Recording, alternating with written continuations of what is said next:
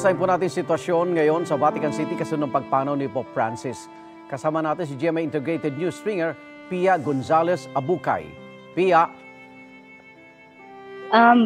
Magandang gabi sa inyo diyan sa Pilipinas. Magandang umaga Pilipinas. Buonasera. Naman dito sa Italia. Pasado alas 12 ng hating gabi dito sa Italia. At tulad na nakikita nyo ngayon, mangilan-ngilan na lamang ang taong nahandito. Ngunit nakasara kasi ang fence dito. May fence at hindi pinapapasukan ng St. Peter Square.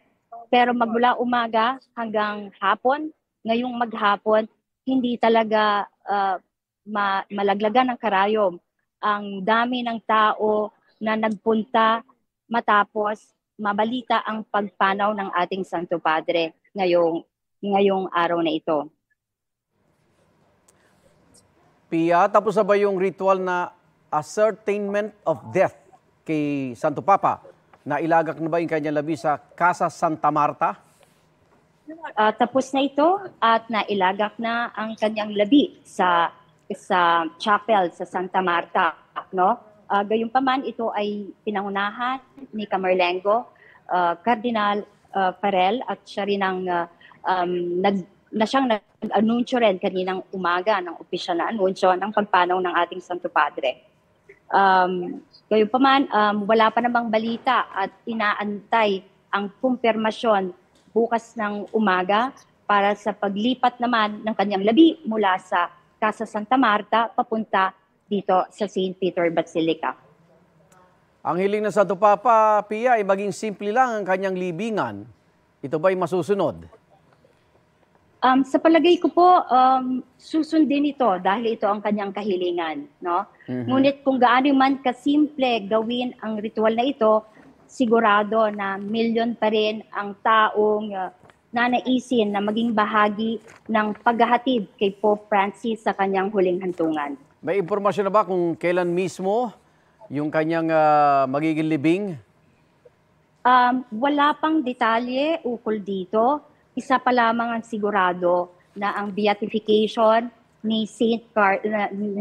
Carlos, no, na magiging St. Carlos sa linggong darating ay ipinustpone muna. Oh. So, sa ngayon, iyon ang mga impormasyon mula sa Vatican. Wala pang eksaktong araw.